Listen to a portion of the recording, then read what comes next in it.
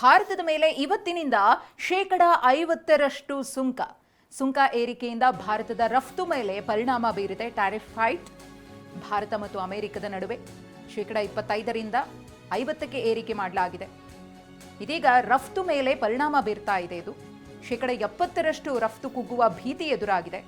ಭಾರತದ ಆರ್ಥಿಕತೆಯ ಮೇಲೆ ಇದು ನಕಾರಾತ್ಮಕ ಪರಿಣಾಮವನ್ನು ಬೀರಲಿದೆ.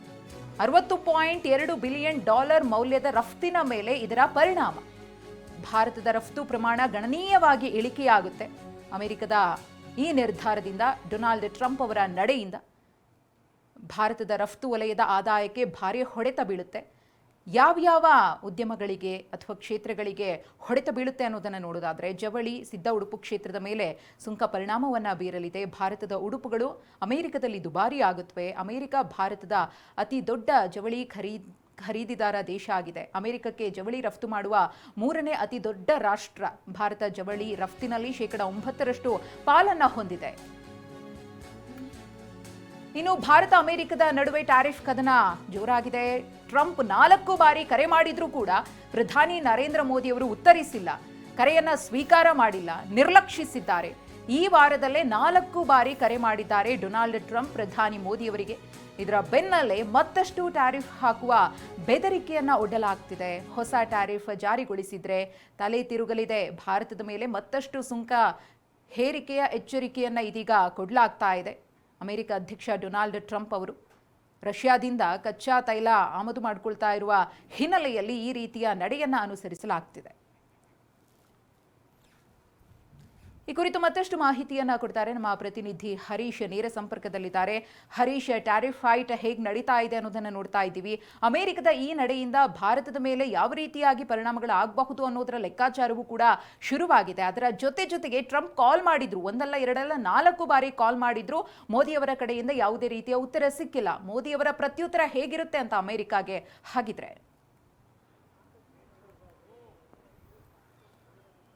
ಹೌದು ಮಧುಶ್ರೀ, ಅಮೆರಿಕ ಹಾಗೂ ಭಾರತದ ನಡುವೆ ಟ್ಯಾರಿಫ್ ಯುದ್ಧ ಆರಂಭ ಆಗಿದೆ. ಅಮೆರಿಕ ಅಧ್ಯಕ್ಷ ಡೊನಾಲ್ಡ್ ಟ್ರಂಪ್ ಅವರು ಭಾರತದ ಮೇಲೆ ವಿಧಿಸಿದಂತ ಹೆಚ್ಚುವರಿ 25% ಟ್ಯಾರಿಫ್ ಏನಿದೆ, ಇದು ಇವತ್ತಿನಿಂದ ಭಾರತದಲ್ಲಿ ಆರಂಭ ಆಗಿರುವಂತಹದ್ದು. ಬೆಳಗ್ಗೆ 9:31 ಈ ಟ್ಯಾರಿಫ್ ಆರಂಭ ಆಗುತ್ತೆ, ಹೆಚ್ಚುವರಿ ಟ್ಯಾರಿಫ್ ಆರಂಭ ಆಗುತ್ತೆ. ಅಂದ್ರೆ ಭಾರತದಿಂದ ಅಮೆರಿಕಕ್ಕೆ ರಫ್ತಾಗುವಂತಹ ವಸ್ತುಗಳ ಮೇಲೆ 50% ಟ್ಯಾರಿಫ್ ಅನ್ನು ವಿಧಿಸುವಂತಹದ್ದು. ಭಾರತ ಕಳಿಸುವಂತಹ ಯಾವುದೇ ವಸ್ತುಗಳ ಮೇಲೆ 50% ಹೆಚ್ಚುವರಿ ಸುಂಕ ವಿಧಿಸಬೇಕು ಅಂತಂದ್ರೆ ಮತ್ತೆ ಬೆಲೆ ಹೆಚ್ಚಾಗುತ್ತೆ. ಬೆಲೆ ಹೆಚ್ಚಾದಂತಹ ಸಂದರ್ಭದಲ್ಲಿ ಅಮೆರಿಕದಲ್ಲಿ ಬೇಡಿಕೆ ಕಡಿಮೆ ಆಗುತ್ತೆ. ಬೇಡಿಕೆ ಕಡಿಮೆ ಆದಂತಹ ಸಂದರ್ಭದಲ್ಲಿ ಭಾರತದ ರಫ್ತು ಮಾಡುವಂತಹ ವಸ್ತುಗಳಿದೆ, ಅವುಗಳ ಬೇಡಿಕೆ ಕುಸಿಯುತ್ತೆ, ಮತ್ತೆ ರಫ್ತು ಮಾಡುವಂಥದ್ದು ಕೂಡ ಕಡಿಮೆ ಆಗುತ್ತೆ. ಇದು ಭಾರತದ ರಫ್ತು ವಲಯಕ್ಕೆ ಬಹಳಷ್ಟು ದೊಡ್ಡ ಹೊಡೆತ ಬೀಳುತ್ತೆ, ಪರಿಣಾಮ ಬೀಳುತ್ತೆ ಅನ್ನುವಂಥದ್ದನ್ನ ಊಹೆ ಮಾಡಲಾಗ್ತಿದೆ, ಮತ್ತೆ ವಿಶ್ಲೇಷಣೆ ಕೂಡ ಮಾಡಲಾಗ್ತಿದೆ. ಭಾರತದ ರಫ್ತು ಕಡಿಮೆ ಆಯಿತು ಅಂತಂದ್ರೆ, ಅಮೆರಿಕಕ್ಕೆ ಮಾಡುವಂತಹ ರಫ್ತು ಕಡಿಮೆ ಆಯಿತು ಅಂತಂದ್ರೆ ಬಹುಮುಖ್ಯವಾಗಿ ಭಾರತದ GDP ಮೇಲೆ ಮತ್ತೆ ಭಾರತದ ಆರ್ಥಿಕತೆಯ ಮೇಲೆ ಬಹಳಷ್ಟು ದೊಡ್ಡ ಪರಿಣಾಮವನ್ನ ಬೀರುತ್ತೆ. ಮತ್ತೆ ಭಾರತವು ಕೂಡ ಅಮೆರಿಕವನ್ನು ಹೊರತುಪಡಿಸಿ ಬೇರೆ ಬೇರೆ ದೇಶಗಳಿಗೆ ತನ್ನ ರಫ್ತನ್ನು ಹೇಗೆ ವಿಸ್ತರಿಸಿಕೊಳ್ಬಹುದು ಅನ್ನುವಂತಹ ಪರ್ಯಾಯ ಮಾರ್ಗವನ್ನು ಕೂಡ ಭಾರತ ನೋಡ್ತಿದೆ. ಬಹುಮುಖ್ಯವಾಗಿ ಭಾರತ ಜವಳಿ ಉತ್ಪನ್ನಗಳನ್ನ ಹೆಚ್ಚು ಅಮೆರಿಕಕ್ಕೆ ರಫ್ತನ್ನ ಮಾಡ್ತಿತ್ತು. ಅದ್ರ ಜೊತೆಗೆ ವಜ್ರಗಳು, ಆಭರಣಗಳನ್ನು ಕೂಡ ಭಾರತ ಹೆಚ್ಚು ಅಮೆರಿಕಕ್ಕೆ ರಫ್ತನ್ನ ಮಾಡ್ತಿತ್ತು. ಮತ್ತೆ ಸೀ ಫುಡ್ ಅನ್ನು ಕೂಡ ಹೆಚ್ಚು ಭಾರತ ಅಮೆರಿಕಕ್ಕೆ ರಫ್ತನ್ನ ಮಾಡ್ತಿತ್ತು.